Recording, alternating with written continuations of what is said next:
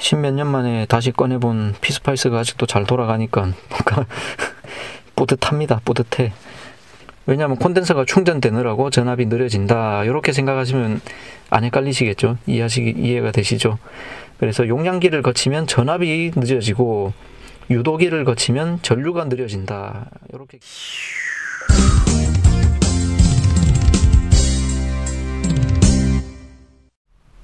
안녕하세요. 럭키세븐입니다. 자, 제가 계속 요즘 전기 이야기 많이 하고 있는데요. 자, 전기 회로에 사용되는 그 소자라고 할까요?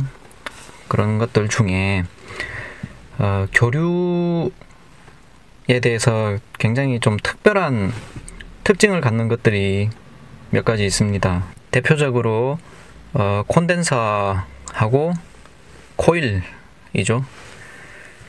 자, 요거를 이제 학문적으로는 카패시터와 인덕터라고 해가지고 번역할 때는 카패시터는 용량기, 그 다음에 인덕터는 유도기, 이런 식으로 이제 번역을 하는데요. 그냥 실무에서는 용량기를 구현한 구현체인 콘덴서, 그 다음에 유도기를 구현한 구현체인 코일, 그냥 이렇게 많이 부르죠.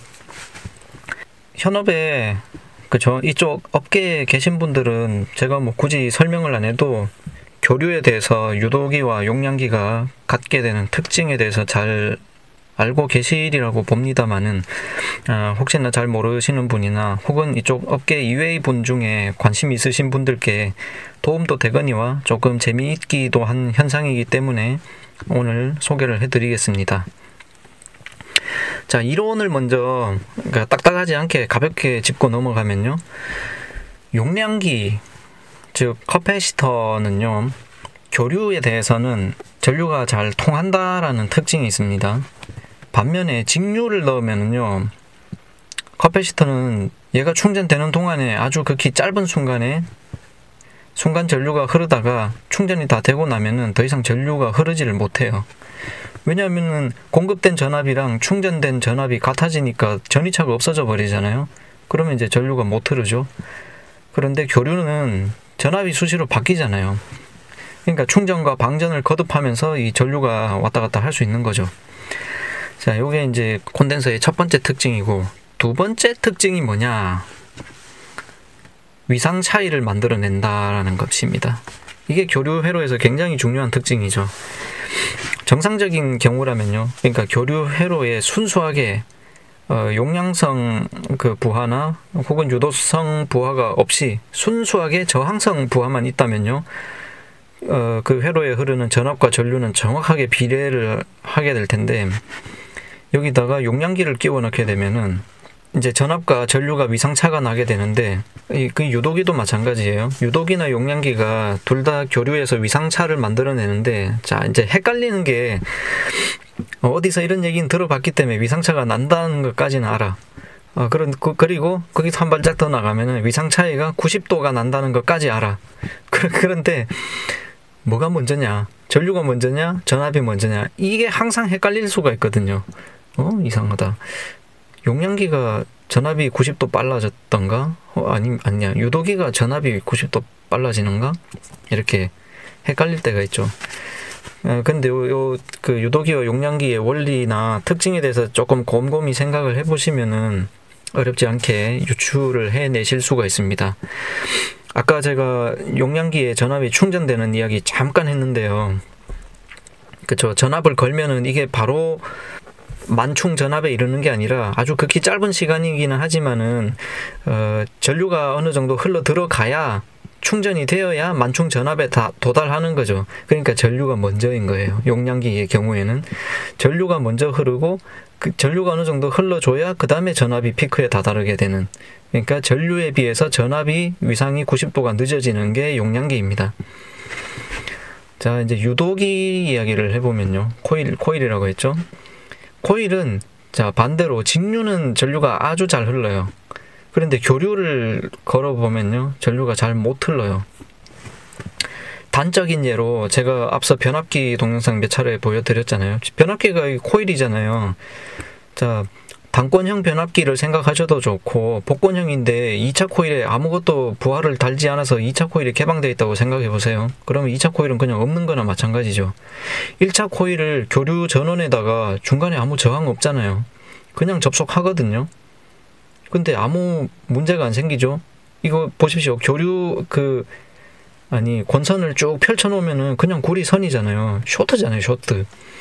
근데 이걸 꼬아가지고 철심을 걸었다는 그거밖에 없는데 이걸 교류에 그냥 걸어도 전원에다가 걸어도요.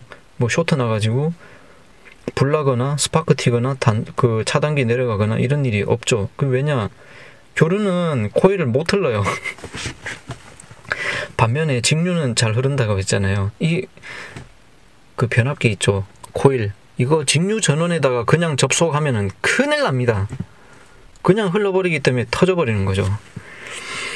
자, 이게 왜 그러냐면은 변압기 동영상 때도 잠깐 설명드렸지만은 그 전자기 유도 때문에 그런데 변화하는 자기장이 권선에다가 전압을 유도를 한다 그랬잖아요. 그러면 그 자기장은 어디서 생기는 거냐? 애초에 권선에다가 전류를 흘려보낼 때 이제 자기장이 발생을 하는 거죠. 그러니까 지네들끼리 상쇄가 일어나는 거예요. 전압이 걸려가지고 자기장이 생겼다가 그 자기장에 의해서 역기전력이 생기는 거거든요. 전류의 흐름을, 그러니까 변화를 방해를 하는 거예요. 흐르면 흘렀고 안 흘렀으면 안 흘렀지 변화하지 마라. 이게 유도기의 특징입니다. 그래서 그 직류도요 잘 흐른다라고 했지만은 직류가 잘 흐르는 이유는 변화가 없기 때문에 잘 흐르는 건데, 직류가 처음에 전원을 인가하지 않은 상태, 즉 유도기 입장에서 0V인 상태에서 전원을 최초 투입하는 그 순간 있죠. 예를 들어서 10V 직류를 투입했다고 합시다. 이따 보여드릴 거 생각하면 5V 투입했다고 생각합시다. 그러면 0V에서 5V로 변하는 그 극히 짧은 순간의 변화라는 게 있잖아요. 유도기는 이 변화를 굉장히 싫어하거든요. 그래서 너 변하지 말라 그랬는데 왜 변해? 이런 식으로 변화를 거부하는 방향으로 역기전력이 생기는 겁니다. 그래서 그 짧은 순간에 전류가 바로 팍 흐르지 못하고 주춤하면서 이제 전류가 흐르는 거예요. 근데 일단 도통이 되기 시작하면은 5V 전압이 이제 아래 위로 흔들리는 일이 없이 계속 5V잖아요. 일정하잖아요. 그러면 잘 흘러요. 이게 직류에 대한 유도기의 특징인데, 교류는 전압이 계속 변하잖아요. 그러면 유도기는 계속 방해를 하는 거예요. 이게 못 흐르게. 이게 제가 실물을 가지고 막 실험을 해가면서 보여드리면 참 좋은데, 좀 그럴 형편은 안 되지만은 마침 아주 좋은 게 생각이 났어요. 제가 학부 시절에 사용하던 그 시뮬레이터 프로그램이 있는데, ORCAD 9.0이라고, 여기에 PSpice라고 하는 컴퓨터로 그 전자회로 시뮬레이션하는 그 프로그램을 GUI 버전으로 이제 흡수를 했거든요. 그래서 그때 설치를 해도, 그때 제가 대학생 때 교재로 구입한 책에 보면 이제 번들 CD가 그 ORCAD 9.0 데모 버전이 포함이 되어 있는데, 이게 아직도 돌아갑니다. 예, 이거를 이제 실행을 하고요. 자, ORCAD 이렇게 띄워가지고, 자, 새 파일 새로 만들기. 자, 기본값대로 하고, 이름 뭐 대충 시험할 거니까 아무렇게나 주고, 그 다음에 사용할 파트 라이브러리는 뭐 귀찮으니까 전부 다 추가해 줍니다. 그래야 나중에 찾을 때 막 없고 이런 일 없습니다. 자, 도면이 나타나죠. 한 단계만 확대할게요. 그 다음에 이제 파트 추가를 해가지고 제일 먼저 전원을 추가하는데, 교류 전원을 시뮬레이션 하기 위해서 사인 전원을 추가합니다. DC 오프셋 값이 없는 순수한 교류이기 때문에 오프셋제로, 그 다음에 값은 제가 6V 한번 해보겠습니다. 주파수는 60Hz. 이렇게 교류 전원을 설정을 하고, 그 다음에 저항을 한번 놓아 볼게요. R 6V니까 이제 6ohm에 한번 맞춰 볼게요. 그러면 전류 계산하기 좋죠. 6V에 6ohm이면 1A가 흐르겠죠. 자, 이렇게 폐회로를 만들어 주고요. 시뮬레이션 프로파일을 만듭니다. 이러면 이제 PSpice가 작동을 하게 되는데, 기본값대로 일단 시뮬레이션 프로파일을 만들었는데 에러가 났죠. 에러가 뭐냐면 이 회로가 떠 있다, 플로팅 돼 있다, 그죠? 그래서 접지를 시켜줍니다. 자, 그라운드 설정을 해주고 이제 PSpice를 실행하면은 시뮬레이션이 됐죠. 프로브를 이제 갖다 대봅니다. 저항에 그 인입 전원이 들어오는 단자에다가 프로브를 찍어보면은, 전압 프로브를 찍어보면은, 제가 시뮬레이션 프로파일을 디폴트로 했더니 너무 짧아요. 이게 시간이 한 100mH로 다시 시뮬레이션 하겠습니다.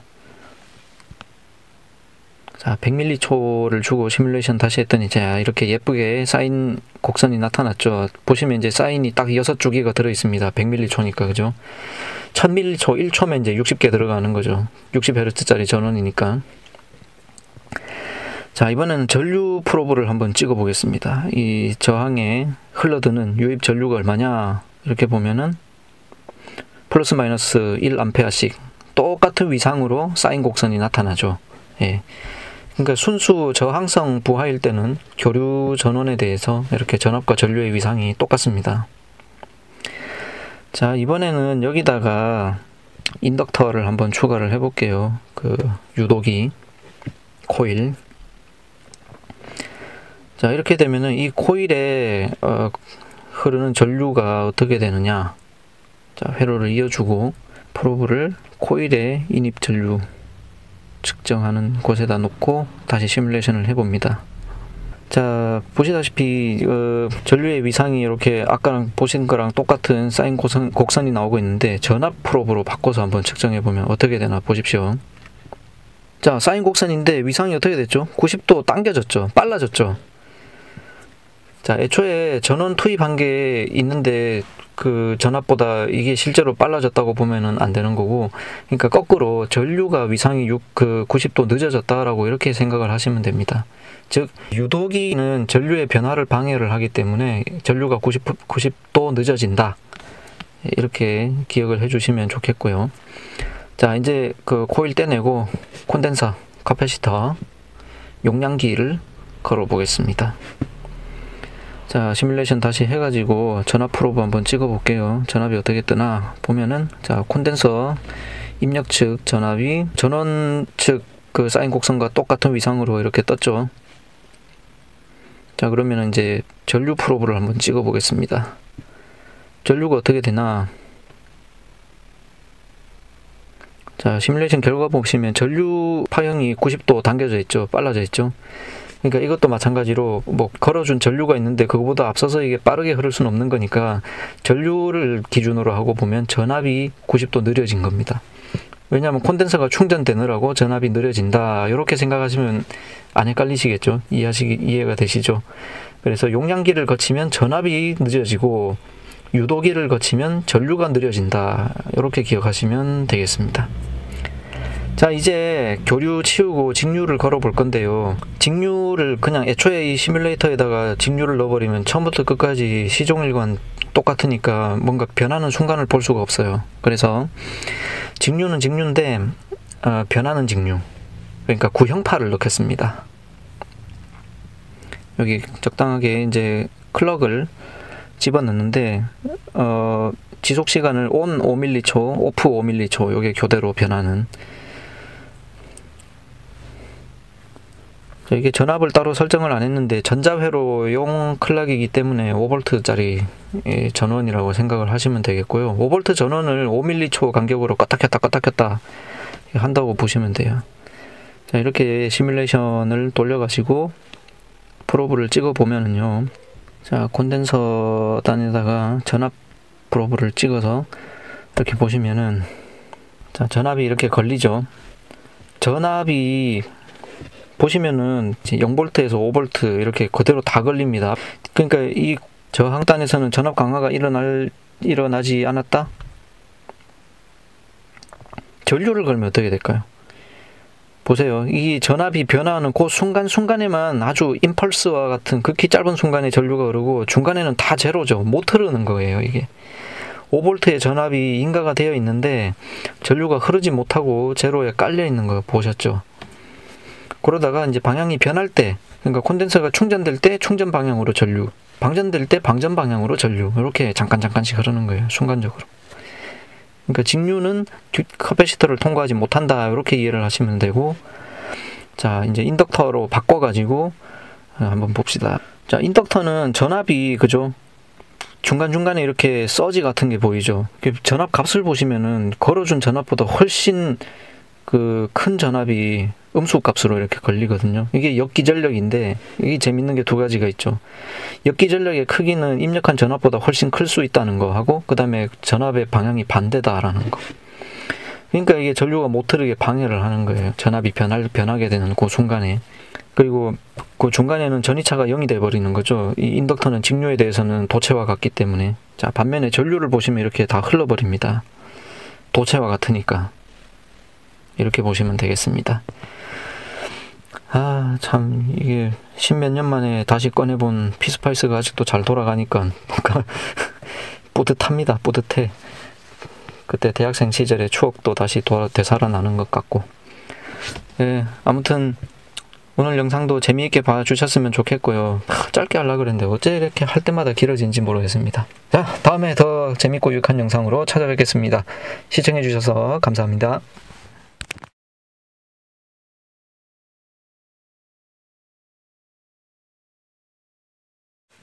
그 콘덴서에 전압이 충전되는 과정을 조금 더 부연 설명을 드리면은요.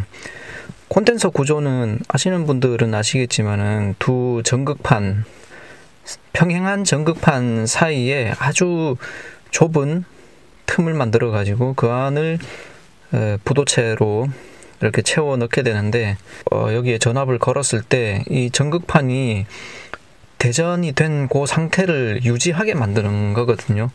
그 유지를 잘 하게 하려면 이제 중간에 있는 이 부도체의 역할이 중요한 거예요. 그래서 부도체가 두꺼워 버리면은 이 역할을 하기가 힘듭니다. 이게 얇아야 돼요.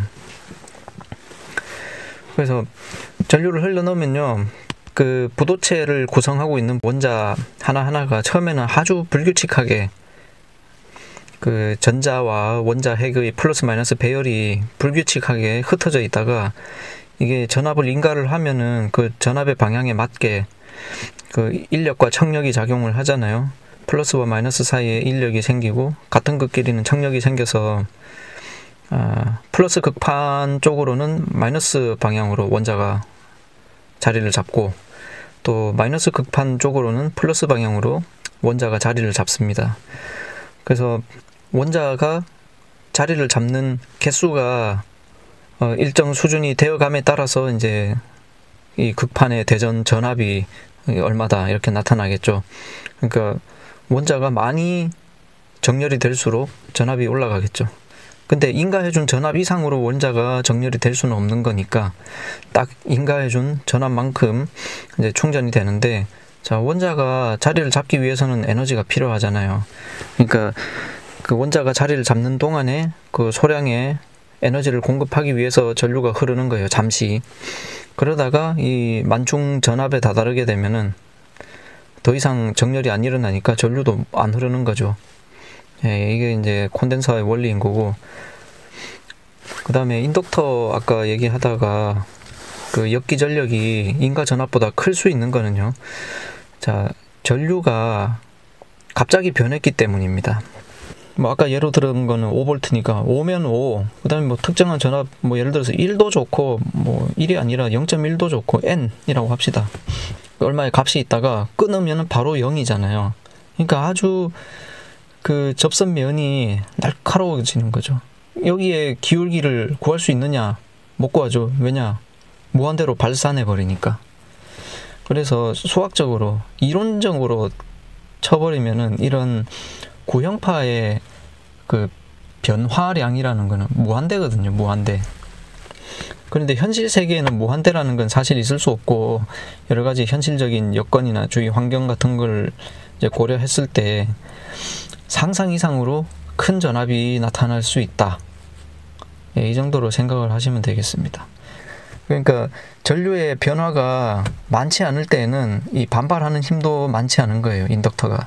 그런데 전류가 급격하게 변해버리면요, 그 급격하게 변한 만큼 그 반발을 해야 되니까 순간적으로 어마어마한 전압이 서지가 생기는 거예요. 이렇게 생각을 하시면 또 다른 각도에서 이해가 잘 되시겠죠. 안 그래도 긴 영상인데 또 길어지게 해서 죄송하지만, 너무 TMI라고만 생각하지 마시고 하나라도 더 잘 이해시켜 드리려고 하는 자상한 마음이라고 생각해 주시면 감사하겠습니다. 자, 콘덴서하고 인덕터 이야기를 그 원리까지 제가 얘기를 했기 때문에 앞으로 요거와 연관돼서 제가 풀 수 있는 썰이나 또 연관된 원리를 설명할 수 있는 게 더 많아졌습니다. 그래서 다음에는 제가 썰 몇 개를 풀게요. 제가 길 가다가 번개 맞은 썰? 아니다. 이거 설명하려면 뭐 하나 더 해야 된다. 요거는 이 썰은 다음에 하고요. 첫 번째 썰. 1.5V 건전지 가지고 온몸을 관통하는 짜릿한 감전을 경험한 썰. 이거 하나 있고요. 그 다음에 두 번째 썰은, 두 번째는 썰이 아니고, 형광등 있죠, 형광등. 과거에 자기력식 안전기를 사용하던 시절의 형광등 작동 원리. 요거 한번 설명해 드릴게요. 뭐 지금 와서 크게 쓸모없을 수도 있겠지만은 누군가에게는 분명히 보탬이 되고 피가 되고 살이 될 걸로 생각합니다. 그러면 다음에 이들 내용 가지고 만나요. 감사합니다.